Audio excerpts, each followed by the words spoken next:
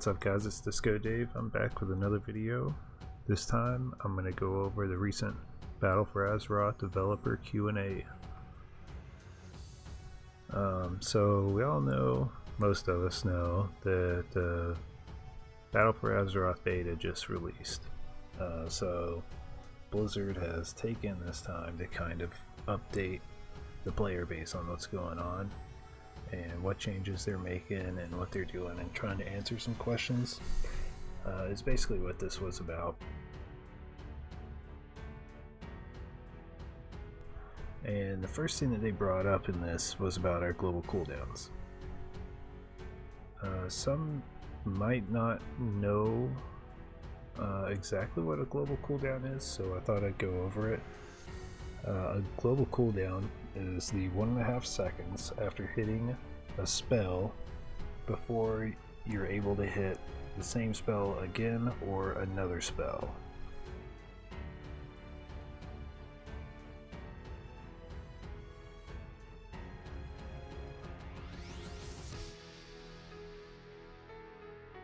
If you take a look at my abilities right now, you can see my abilities spinning around. The abilities that you see spinning are on the global cooldown, which means that while they are spinning, that I can't use them at all until they come all the way back around.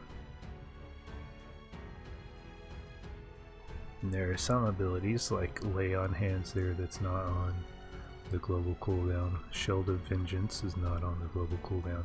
Arcane Torrent, Rebuke, my Taunt is not on the global cooldown, and my Crusade here is not on the global cooldown in Legion, but in BFA, Crusade's going to be on a global cooldown, and so is Shield of Vengeance.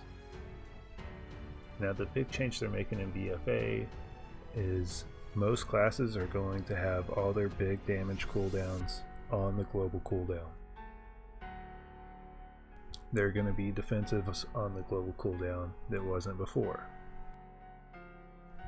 There's going to be a lot of abilities now that are going to be a bit different, but they did discuss and they did say that they are looking at some classes and seeing what makes sense for that class and taking them off the global cooldown because they fit the theme of that class.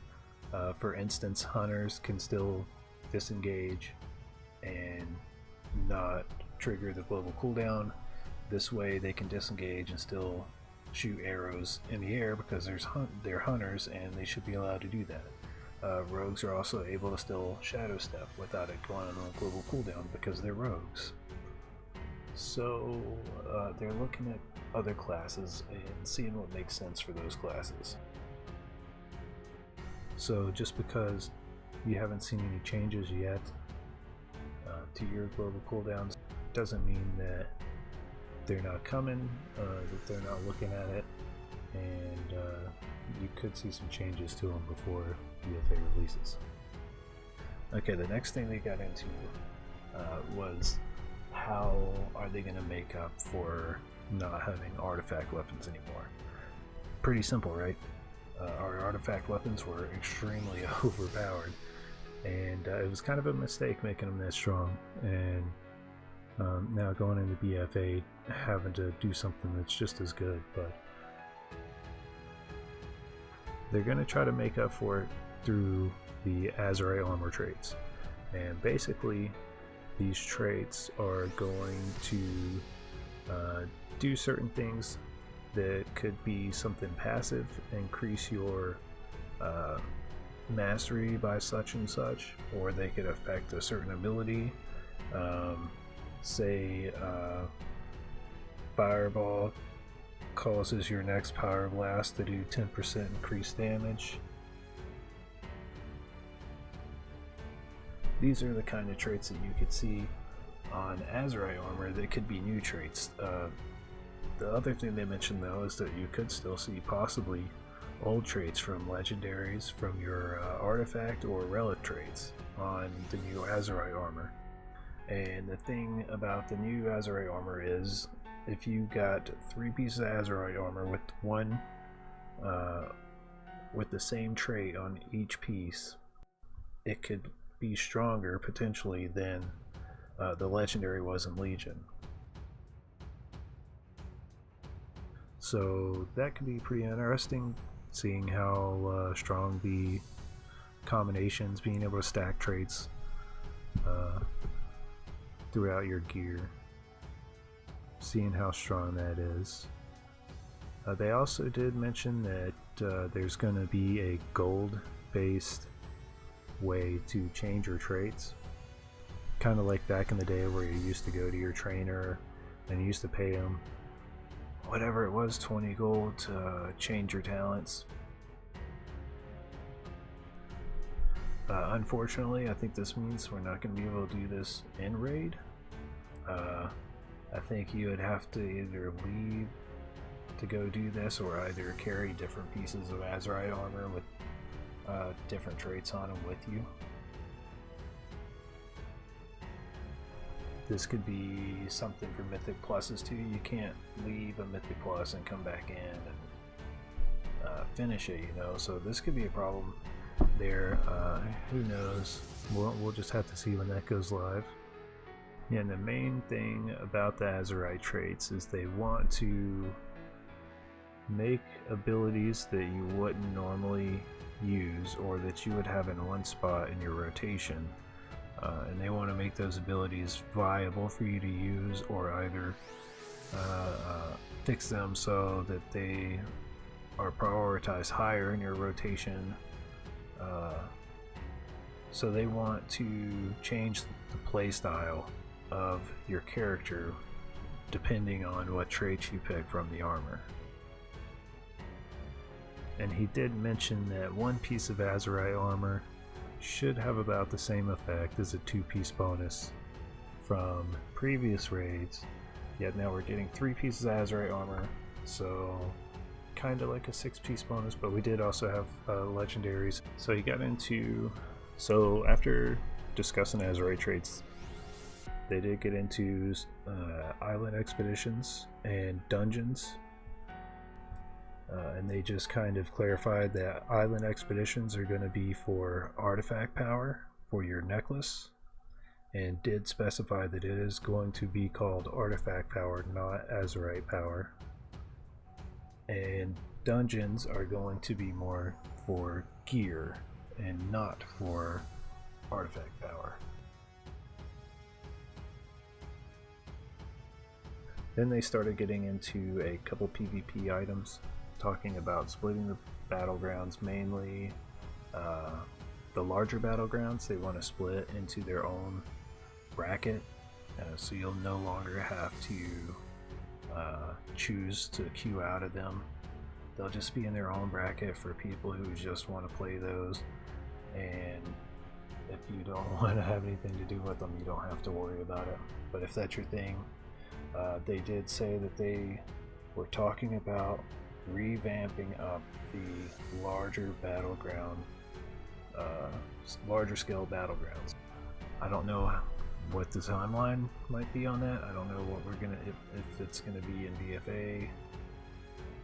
So they also talked about bringing back the Conquest point system, except instead of having a vendor, it's kind of a bar that you fill up, and it just gives you the piece automatically once you fill the bar up. Kind of like how Honor is now, except you're only going to be able to get so much in a week, and it's going to give you gear every time you fill the bar up. You'll know what piece of gear it is. It's not going to be random. It's going to tell you what piece it is. So that should fix some of the randomness in the PvP drops. So moving on from PvP, they got into allied races a bit. Why elves? Why not high elves? There's no plans for Death Knight and Demon Hunter allied races at this time for BFA, but he did say he would be open to it in later expansions. Personal loot stands, and the way this is going to work is that you're going to have personal loot everywhere: dungeons, PvP, raiding, out in the world, in a group.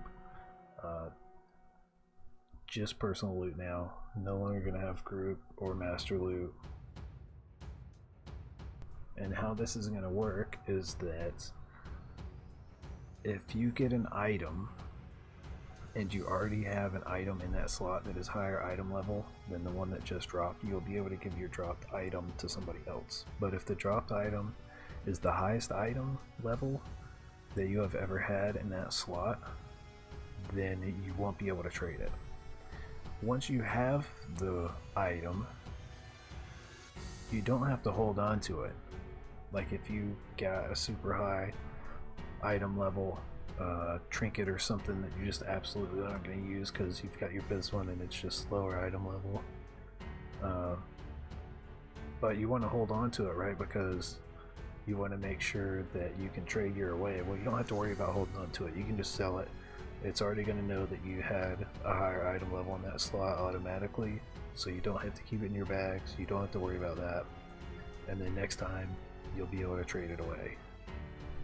He did mention about gear at some point when he was talking about personal loot, and the item has to be sold down to you for it to count towards your highest item level piece, which means a BOE. If you had a BOE in your bag, that's not going to count. And he also mentioned, so if you do have a BOE, he mentioned that you would have to disenchant it, but he also mentioned that you would have to obliterate it,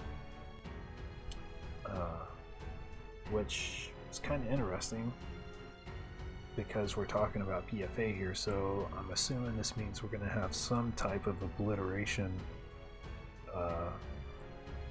system in Battle for Azeroth.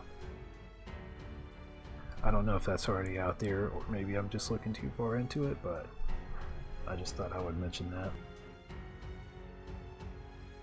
On the last thing, really big thing, definitely, so last but definitely not least, raids. Each raid tier will have its own transmog, so you're not going to get raids that are going to be recolors of other raids anymore. You're not going to have Darkheart Thicket that's just a recolor from the Nighthold, was his example. So each raid will have its own style of armor, which will be really cool, because imagine if they'd have done that for Darkheart Thicket and how cool the armor would have been, like red and woody and stuff like that, druid looking, but also at the same time kind of evil.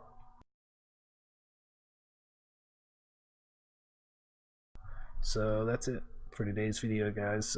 If you enjoyed it, please like and subscribe for more videos. Make sure to leave any comments, and you can follow me on Twitter to get instant updates about new videos. That wraps it up, guys. I'll see you guys next time.